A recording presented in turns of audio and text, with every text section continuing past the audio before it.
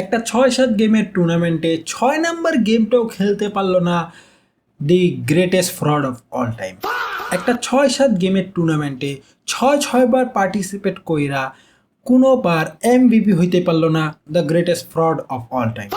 একটা ৬-৭ গেমের টুর্নামেন্টে ৬ বার পার্টিসিপেট কইরা কখনো টুর্নামেন্টটা জিততে পারলো না the greatest fraud of all time. একটা ৬-৭ গেমের টুর্নামেন্টে ৬ বার পার্টিসিপেট কইরা জীবনে একটা নকআউট গোল ওপেন প্লেতে দিতে পারলো না the greatest fraud of all time.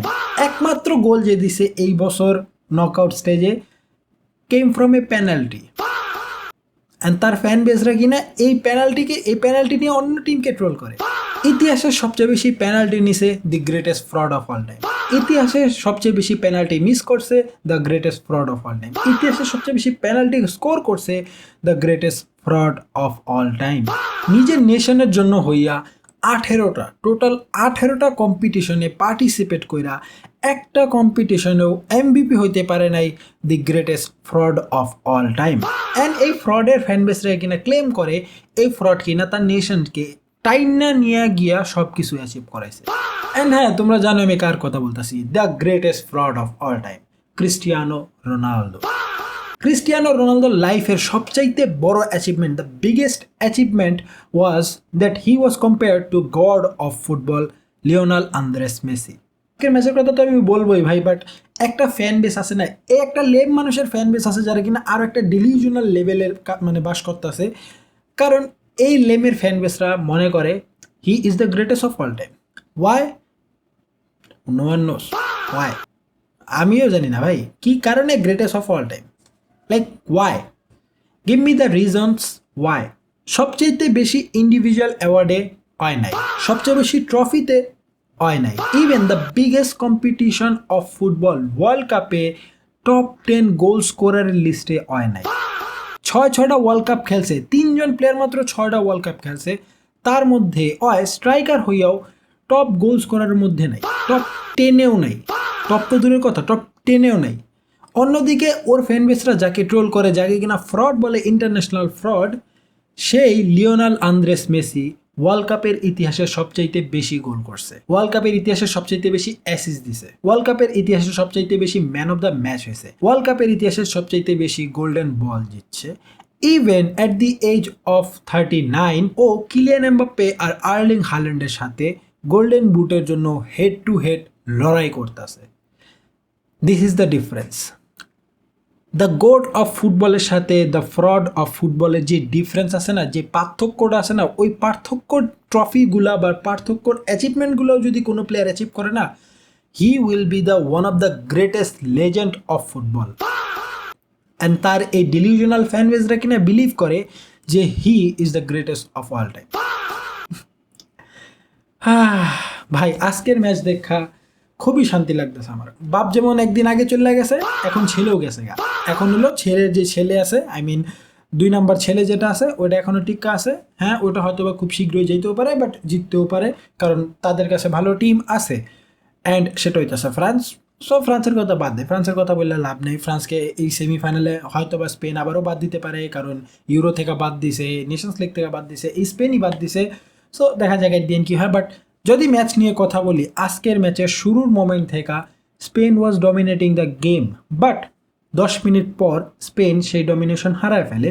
Portugal ভালোভাবে গেমটাকে ডমিনেট করতে পারতেছিল সেকেন্ড হাফ পর্যন্ত যাইয়া, বাট সেকেন্ড হাফে যখন নুনো মেন্দেস ইনজুর্ড হয়, পর্তুগাল পুরোভাবে গেম হারায় ফেলে। কারণ নুনো মেন্দেস এই পুরো গেমটা, পুরো পর্তুগাল টিমটাকে একা টাইনা নিতেছিল। নুনো মেন্দেসের জন্য 3 থেকে 4টা প্লেয়ার, স্পেনের 3 থেকে 4টা প্লেয়ার তার উপর কমিটেড ছিল।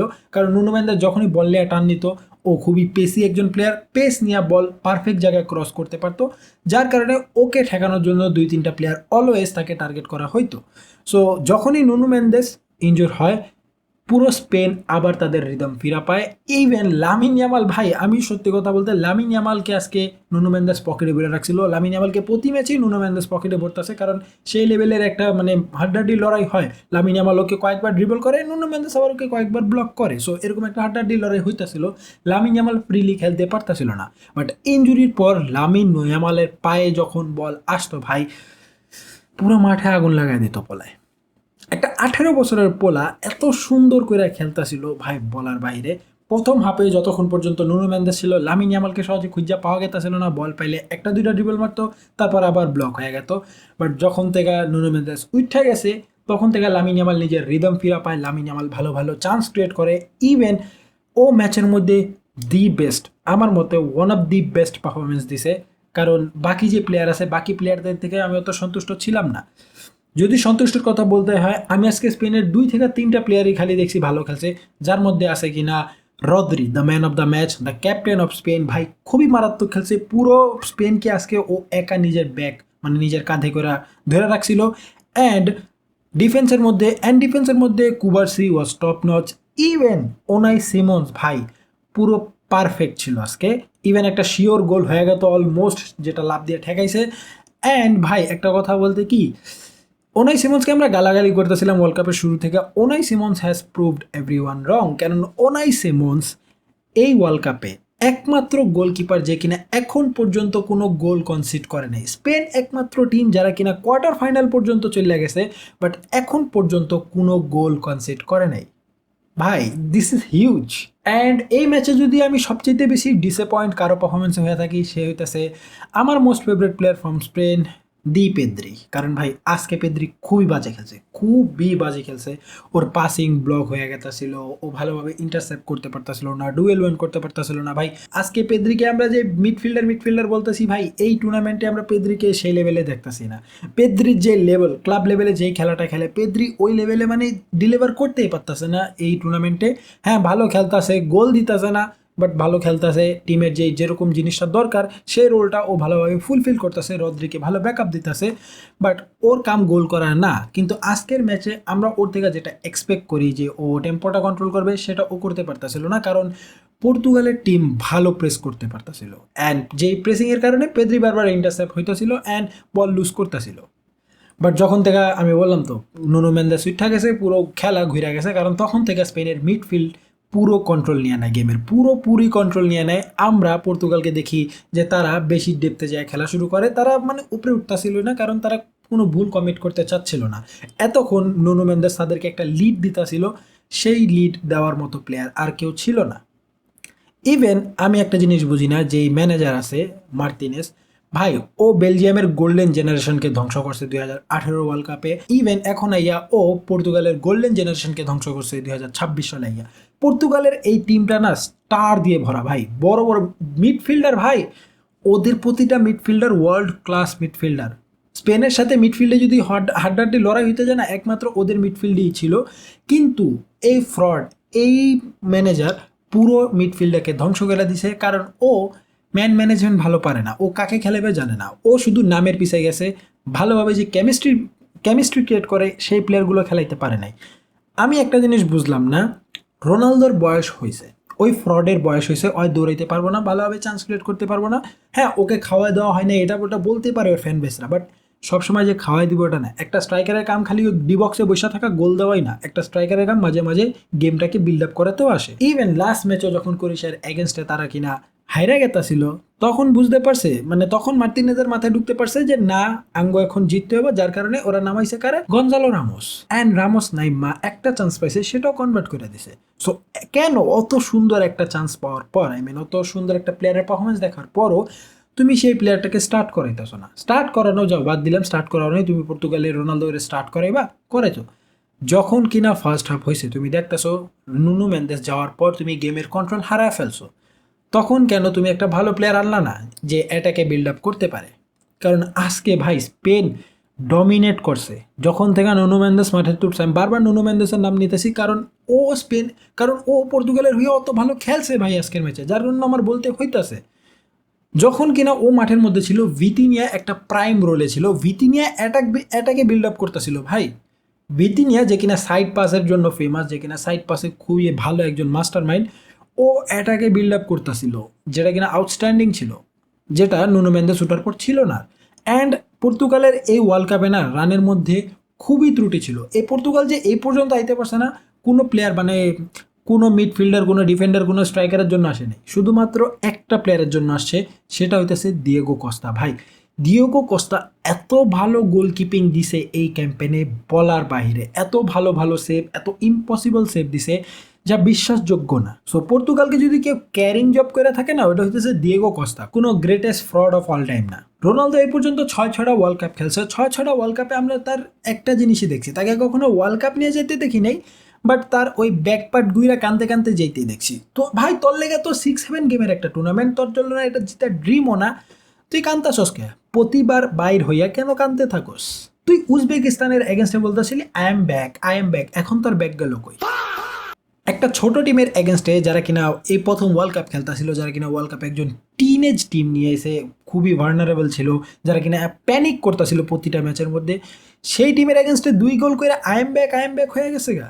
Greatest fraud of all time এমনি এমনি হস নাই ভাই তুই। অ্যান্ড যারা বলতেছো হ্যাঁ গিভ সাম রেসপেক্ট, এই রেসপেক্ট তোকে কই ছিল ভাই?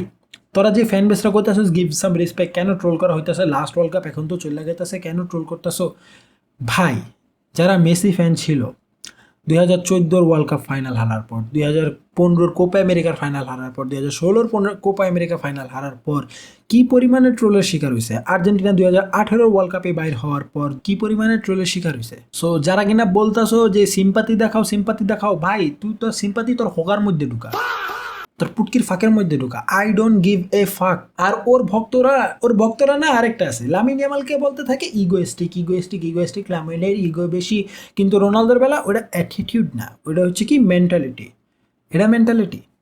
একটা 41 বছরের বুইরা যখন কিনা স্পেনের এগেনস্টে নেশনস লিগ জিতছিলি, তখন লামিন ইয়ামালের বয়স ছিল 17 বছর। ভাই 17 বছরের একটা পোলারে তুই শুজ দেখাইতাছস? সিরিয়াসলি, এইডি মানে এটা তো গোট মেন্টালিটি না, এটা তো গোটের মেন্টালিটি। লামিন ইয়ামাল একটা 18 বছরের পোলা, মাত্র টিনেজ একটা পোলা, যখন আজকে স্পেন জিতছে ও সবার আগে গিয়া রোনালদোরে হাক করছে, ও রোনালদোর সামনে যে শুশ করে নাই। অ্যান্ড একটা প্লেয়ারের কাছে আমি অ্যাপোলোজাইজ করতে চাই, সেটা হইতেছে ফারহান তোরেস। ভাই ফারহান তোরেস এই ওয়ার্ল্ড কাপে খুবই ক্রিটিসিজমের শিকার হয়েছে, আমি নিজেও ক্রিটিসাইজ করছি, কারণ ও এরকম কাম করতেছিল। ইভেন ওর অবস্থা এত খারাপ হয়ে গেছিলো, ও একটা গোল করে যেটা কিনা অফসাইড হয়ে যায়, অফসাইড রুল চেক করা মানে অফসাইড চেক করার সময় ও বলতেছিল প্লিজ বি এ গোল, এতটা মেন্টালি মানে এতটা মানে আনস্টেবল হয়ে গেছিলো ও।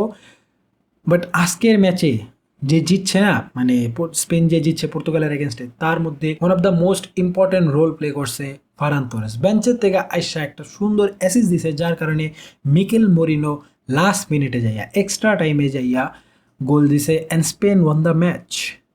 এখন স্পেন তারা কোয়ার্টার ফাইনালে ফেস করবে হয়তো বা ইউএসএ নয়তো বা বেলজিয়াম, অ্যান্ড আমি যতটুকু জানি ইউএসএকে ফেস করবে, কারণ ফিফা প্রেসিডেন্ট তো আছে একটা, আরেক মাদারচোদ হলো চোর হোগার পুঁতে।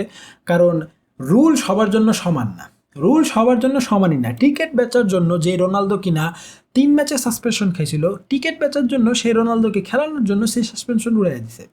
রেড কার্ড খাইছে ইউএসএ স্ট্রাইকার, ওই রেড কার্ড উড়াই দিছে, কারণ ইউএসএ স্ট্রাইকার তো ওই টিমের বেস্ট প্লেয়ার ছিল, বেলজিয়ামের এগেনস্টেও না খেললে তো ইউএসএ বাদ হয়ে যাব। সো যখন ডোনাল্ড ট্রাম্প আরেক চুতিয়া ওরে ফোন দিছে, ওই রেড কার্ড উড়াই দিছে, ব্যান উড়াই দিছে। অ্যান্ড যার জন্য ও সব দিক থেকে মানে ক্রিটিসাইজ হইতেছে, বড় বড় লেজেন্ড থেকে শুরু করে even UEFA president also criticised him. So হ্যাঁ, কন্ট্রোভার্সিয়াল দিক দিয়ে এই ওয়ার্ল্ড কাপ অনেক কাহিনী দিতেছে, অনেক বেশি কন্ট্রোভার্সিয়াল মোমেন্ট হইতেছে। বাট যদি তুমি ওয়ার্ল্ড কাপ শুধুমাত্র 90 মিনিট মাঠের মধ্যে যে খেলা হইতেছে সেই খেলার কথা বলো, this is one of the best world cup you have ever seen ভাই। অনেক লেজেন্ডকে তুমি নেক্সট ওয়ার্ল্ড কাপে দেখবা না, অলরেডি অনেক লেজেন্ড এই ওয়ার্ল্ড কাপের জন্য কোয়ালিফাই করে নাই। আমার ফেভারিট একজন প্লেয়ারই রবার্ট লেভানডস্কি, যার পোল্যান্ড কিনা কোয়ালিফাই করে নাই। অ্যান্ড এই ওয়ার্ল্ড কাপ থেকে বিদায় নিছে অনেক বড় বড় প্লেয়ার। মো সালা হয়তো বা নেক্সট ম্যাচে মেসি বা মো সালা দুজনের একজন মানে বিদায় নিবে। নেইমার জুনিয়র বিদায় নিয়ে নিছে, the greatest fraud of all time বিদায় নিয়ে নিছে। কেভিন ডি ব্রুইনা হয়তো বা আজকের ম্যাচের পর বিদায় নিয়ে নিবে। অনেক বড় বড় লেজেন্ড এই ওয়ার্ল্ড কাপ থেকে বিদায় নিয়ে নিছে। অ্যান্ড নেক্সট ওয়ার্ল্ড কাপে আমরা তাদেরকে আর দেখবো না, সেই জার্সিটা পড়তে আমরা তাদেরকে আর দেখবো না। অ্যান্ড হ্যাঁ, তারা আমাদের মেমোরি হিসাবে থেকে যাবে, which is a very sad thing. যাদের খেলা কিনা আমি ছোটো থেকে দেখতেছি তাদেরকে আর দেখবো না ওয়ার্ল্ড কাপে, it's a sad thing for me. But আমি হ্যাপি আছি কোন দিক দিয়ে জানো, যে এই fraud, the greatest fraud of all time, যে কিনা রিটায়ারমেন্ট নিয়ে নিবে এখন, ও আর পর্তুগালের জার্সি পরে খেলবো না, পর্তুগালের টিমে খেলবো না। পর্তুগাল এখন যদি কিছু ভালো খেলে, কারণ ও এই টিমটাকে পুরো হেল্ড ব্যাক করে রাখতেছিল, ইভেন ওর টিমমেটরা ওর সাথে খেলতে চাইতেছিল না, এমন একটা অবস্থা। সো এখন যদি পর্তুগাল যাই আর নেক্সট ওয়ার্ল্ড কাপে কোনো ভালো কিছু করে, অ্যান্ড মজার ব্যাপার কি জানো, এখন বাংলাদেশ থেকে দেখবা পর্তুগালের যে একটা ফ্যান বেস বা পর্তুগালের যে একটা ফ্যান সমাজ ছিল সেটা উধাও হয়ে যাবে, রাতারাতি উধাও হয়ে গেছে। এই যে আজকের ম্যাচের পর উধাও হয়ে গেছে। 99.99% যে পর্তুগাল ফ্যান বেস ছিল বাংলাদেশে উধাও হয়ে গেছে। সো এই ছিল আজকের ম্যাচ নিয়ে আমার রিয়াকশন। আমি যদি ভিডিওটা ম্যাচ শেষ হওয়ার সাথে সাথে রেকর্ড করতাম তাহলে অনেক কিছু বলতাম, অনেক মানে মাথায় অনেক কিছু আসলে যেগুলো আমি বলি নাই। ভিডিও অনেক লম্বা হয়ে গেছে কারণ আমি ভিডিওটা অনেক পর রেকর্ড করতেছি, তো আমি একটু কুল ডাউন হয়ে নিছি, কারণ আমি চাই না ওই সব জিনিসগুলো আমি ক্যামেরার সামনে এসে করি। যেসব জিনিসগুলো আমি ফেস করছি, আমার যে ক্ষোভ ছিল সেটা আমার বের হয়ে গেছে অলরেডি। সো আমি খুবই কামলি এই ভিডিওটা রেকর্ড করতেছি, অত রাগের মাথায় নাই আমি। সো এই ছিল আজকের video. Spain has qualified for the quarter final of the world cup. দেখা যাক কী হয়, তারা নেক্সট ম্যাচে কী করে। অ্যান্ড দেখা হচ্ছে তোমাদের সাথে আর্জেন্টিনার ম্যাচ রিভিউ ভিডিওতে। আনটিল দেন চ্যানেল সাবস্ক্রাইব করে দাও, সোশ্যাল মিডিয়ায় দেখলে ফলো করে দাও, কমেন্ট সেকশনে জানাও তোমার মতামত ওয়ার্ল্ড কাপের এই পর্যন্ত সবগুলো ম্যাচ নিয়ে বা আজকের ম্যাচ নিয়ে। Until then peace out. Wait, আরও একটা কোশ্চেন আছে। রোনালদো বলছিল যে ওয়ার্ল্ড কাপ শেষে ও ওয়ার্ল্ড কাপের ট্রফি সহ জর্জিনাকে, তার যে গার্লফ্রেন্ড আছে, এত বছর ধরে বিয়া সারা 4-5টা বাচ্চা জন্ম দিয়ে লাইছে, যে গার্লফ্রেন্ড আছে ওকে বিয়া করবে। এখন তো ওয়ার্ল্ড কাপ জিতে নেই। সো রোনালদো ফ্যান বেসদের কাছে আমার একটা কোশ্চেন, সো রোনালদো কি বিয়ে করবে নাকি করবে না?